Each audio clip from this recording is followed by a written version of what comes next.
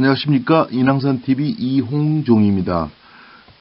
오늘은 국제정치에서 중요한 막시즘에 대해서 쉽게 설명해 보겠습니다.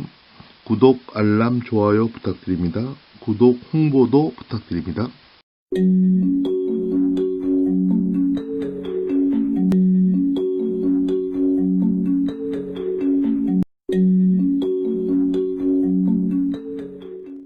칼 막스는 1818년부터 1883년까지 살았네요.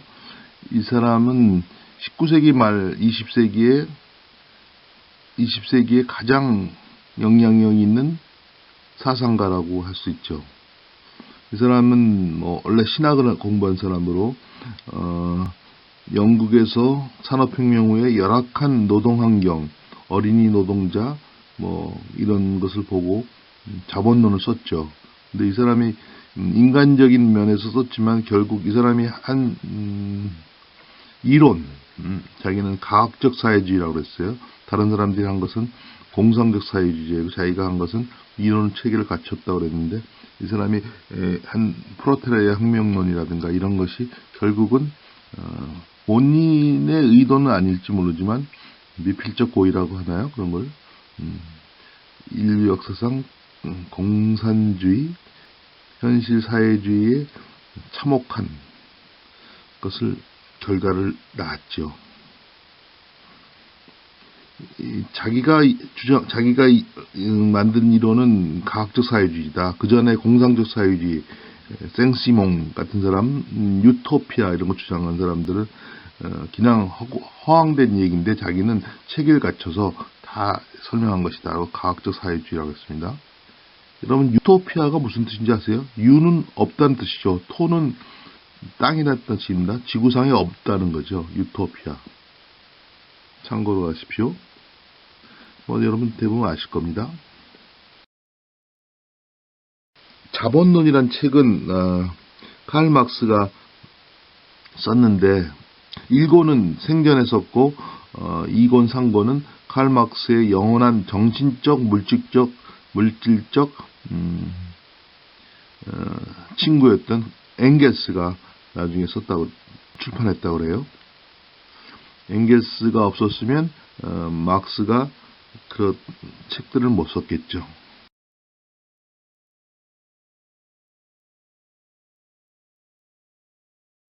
막스 하면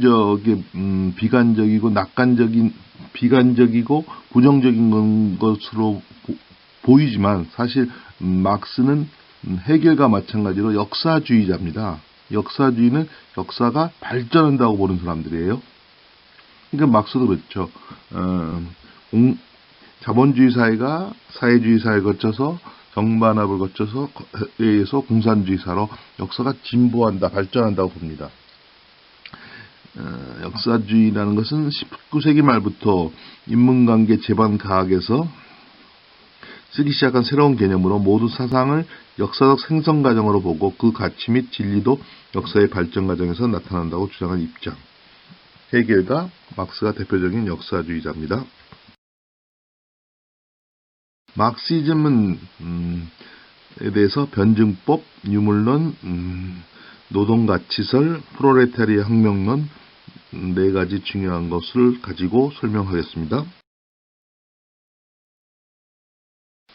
변증법은 뭐냐? 변증법은 역사를 설명하는 방법입니다. 변증법에 반대되는 것은 인가론입니다. 어떤 원인이 있어서 어떤 결과가 나타난다. 인가론이 제가 역사학과 가서도 수업을 들은 적이 있는데, 인가적인 그것이 상당히 중요하다고 생각하죠. 그래서 제가 역사학과에서 미국에서 역사학과에서 페이퍼를 썼는데 이 역사적인 관점이 부족하다 이렇게 얘기합니다. 그러니까 어떤 원인이 있어서 어떤 결과. 그래서 이제 예를 들면 고려시대가 망할 징조가 보여갖고 조선시대로 넘어갔다든가 이런 식으로 변화하는 과정 같은 걸 잘 봅니다. 그렇게 이제 어떤 원인과 결과에서 일직선상으로 보는 것이 인가론이라고 하면, 여러분이 잘 아시다시피 변증법은 정반합입니다. 이게 제가 보표를 잘 안 그려놔서 죄송한데, 어떤 정이 있으면 반이 있고, 그 두 가지 A가 있고 B에 대해서 새로운 C가 나타나는 거, 합이 C가 나타나죠. 그럼 C에 대해서 C-가 나타나고 그것에 대한 합은 D-가 나타나고 이렇게 정반합으로 발전하는 것이죠. 정이 있고 A가 있고 B가 있는데 A도 아니고 B도 아닌 새로운 C가 나타나는 것을 지향이라고 합니다. 지향. 이게 독일어인데 우리가 보통 뭘 없애자 그럴 때 지향한다 그러는데 정확한 표현이 아니죠. 정확한 언어 사항이 아니죠. 지향이라는 것은 A도 아니고 B도 아니고 새로운 뭐 C를 만들어내는 것을 지향이라는 거 합니다. 그래서 여러분도 지향이라는 단어를 조심해서 쓸 필요가 있다고 생각합니다. 근데 이런 변증법이라는 것을 헤겔은 관념론적으로 변증법을 했다고 하면 막스는 유물론적 변증법을 만들었죠. 유물론, 사회구성청론, 사회구생체론, 사구체론이라고 해서 70년대 보면 의식화 활동할 때, 의식화 학습 활동할 때 사구체론이라고 책 복사해서 막 보고 그러더라고요. 저는 대학 다닐 때 그 열심히 운동권에 있지는 않았었습니다. 사회구성체로는 사회는 하부구조가 상부구조가 있는데 하부구조가 중요하다. 물질, 경제, 하부구조의 물질, 경제, mode of production, MOD라고 그래요. MOP라고 그래요. 생산 방식을 어떻게 하느냐가 상당히 중요하다. 하부구조가 상당히 중요하다. 근데 특히 물질 경제가 중요한 것인데 특히 mode of production, 생산 방식을 어떻게 하느냐가 중요하다. 상부구조는 정치, 교육, 법 등이 있지만 이것은 한낱 이데올로기에 불과하다 이렇게 했습니다.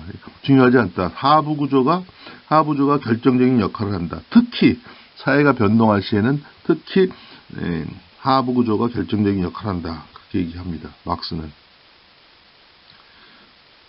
그래서 이제 이런 하부구조의 물질, 경제 그런 것을 강조하기 때문에 유물론이라고 그러죠. 유물론.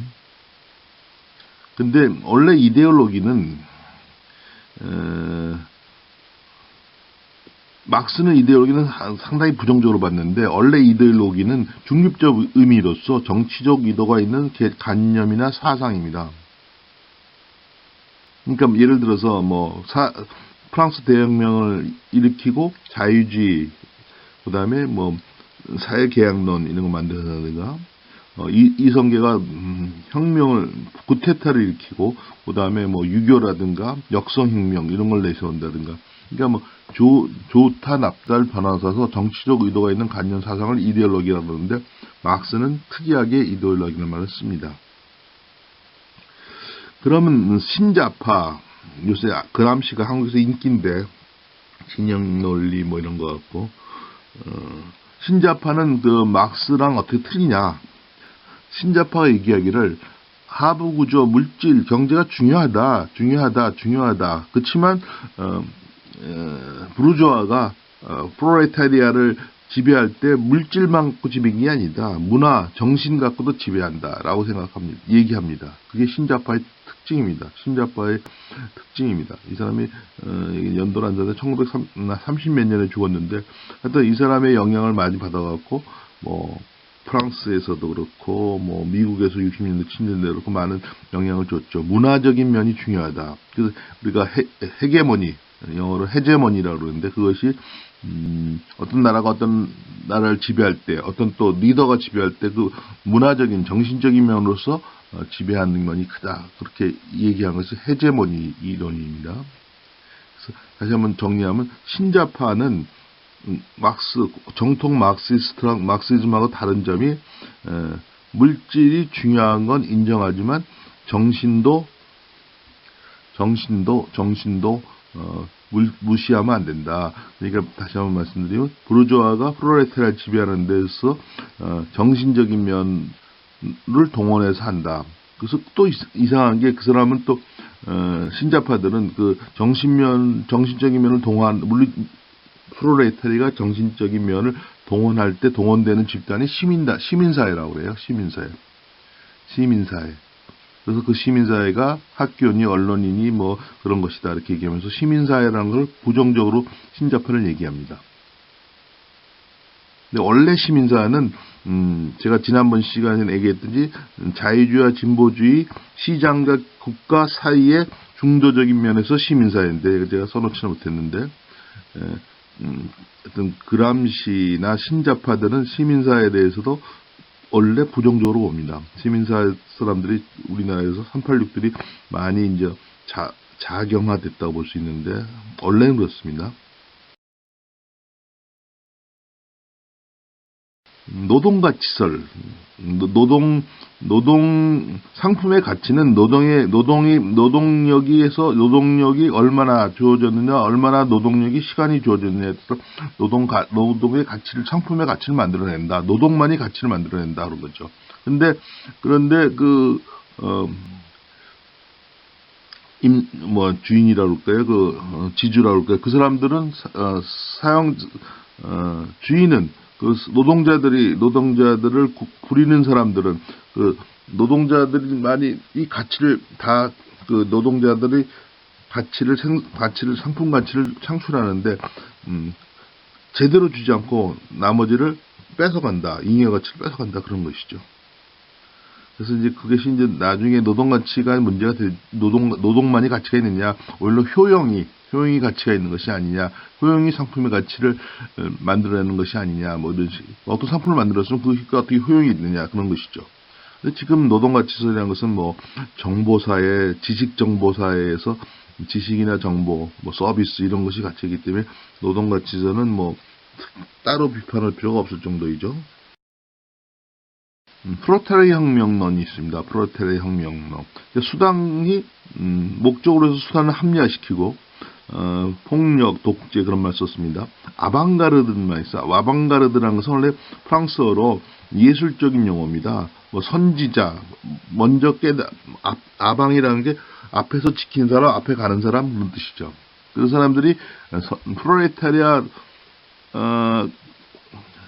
프로레타리아가 아방가르드 돼갖고 그 사람들이 혁명을 위해서는 독재를 단기간에 독재를 할 수도 있다. 폭력이 도모될 수도 있다. 그래서 수단이 목적을 위해서는 폭력 같은 것을 합리화시킨 그런 것이죠. 그런 것이 이제 문제인데 제가 단기간의 독재라고 했잖아요. 근데 그 단기간의 독재가 오히려 장기간이 독재가 되는 것이 소련 같은 사회주의를 보면 알 수가 있습니다. 근데 막스의 이론을 제가 공부하면 좀 모순되는 것이 결국은 자본과 자본주의, 국가는 망한다고 그럽니다. 결국은 망할 수밖에 없고 자기 모순이라는 말을 많이 쓰는데 모순에서 망한다고 하지만 또 그거를 앞당기기 위해서 프로레타리아 독재라든가 프로레타리아 혁명이 필요하다. 프로레타리아 혁명이 필요하다. 자본과의 전쟁이 필요하다 하는 것이 오소독스 막스시스트입니다. 강경파 막스시스트입니다. 전쟁이 프로레타리아 혁명 또는 자본과의 전쟁 아니고도 사회주의, 공산주의 이상을 실현시킬 수 있다는 것은 온건파입니다. 그래서 막시즘이라는 것은 장점, 평등을 강조했겠죠. 근데 평등이 이제 과연 그랬느냐. 그러니까 오히려, 평등을 추구하고자 하는 사람들이, 소련에서 뷰로크라틱한 그런 엘리트가 개칭되어서 장기간 독재를 하기 때문에 엘리트층을 형성하는 거죠. 근데 우리 한반도에서도 보면 북한의 김일성, 김정일, 김정은 집단의 그 집단과 그 사람으로 몇만 정도 되나요? 한 귀족 집단이 생기는 것이죠. 그러니까 오히려 공산주의 사회, 평등, 모든 사회 공동으로 생산해서 분배한다는 그런 사회에서 그런 불평등이 일어나는 것이죠. 단점은 생산성이죠. 그러니까 생산성이죠. 공동으로 생산하고 공동으로 분배한다 그러니까 공동으로 생산할 때 열심히 안 하죠. 생산이 떨어지는 겁니다. 그리고 제가 강조하고 싶은 것은 탄력성입니다. 탄력성. 자본주의는 세계 대공황 이후에 미국에서 수정자본주의를 해서 사회주의적인 요소를 받아들여갖고 서바이브 했습니다. 오히려 사회주의적인 정책 같은 게 없었으면 망했을지도 모를 텐데, 근데 소련, 중국, 북한, 뭐 쿠바 이렇게 어떤 자본주의적인 거 받아들이는 것이 상당히 뭐 시차는 있었지만 느린 것이죠. 닫힌 사회와 그 열린 사회와 그 적들이라는 책에서 칼 포퍼라는 사람은 우익 독재든 자익 독재든 독재 사회라는 것이 사실 열린 사회가 아니기 때문에 그 탄력상 자기가 고치는 그런 것이 없다 이렇게 얘기합니다. 한국에서는 NLPD라는 걸 얘기하죠. NLPD. 우리나라에서는 NLPD를 얘기합니다. 막스는 뭐 노동가치설에서도 그렇고 계속 인간은 모순 속에 산다. 자기가 노동한 만큼 받지 못한다든가 뭐 이런 식으로. 그런데 이제 그 NL과 PD를 한마디로 얘기하면 NL은 민족 모순을 강조하고 PD는 계급 모순을 강조합니다. PD는 계급 모순을 갖고 공산주의의 세계적인 그런 뭐랄까 이상 실현 그런 것을 강조하는 데 비해서 국제적인 연대를 강조하는 데 비해서 NL은 한반도 내에서의 민족적인 모순 그렇기 때문에 북한과 어떻게 잘해야 된다. 북한이 뭐 잘하고 있다. 주체사상을 받들여 갖고 우리나라가 한반도가 통일된다. 그래서 좀 주체사상을 지지하는 사람은 소위 요새 주사파라고 그러죠. 그래서 그런 NL과 PD라는 것이 특히 이제 NL 임종석 있는 사람이 NL이고 조국이라는 PD라고 합니다. 근데 이제 요새 모든 그 좌파를 주사파라고 그러는데 1970년대는 뭐 지금은 그 사람들이 나이가 들어서 주사파가 되는지 보면 그때는 그런 것이 상당히 적었죠. 그래서 여러분들에게 간단하게나마 막시즘을 설명해 보았습니다. 이 책이 이제 칼 포퍼의 열린 사회의 그 적들입니다. 여러분들 한번 읽어보시기 바랍니다. 감사합니다.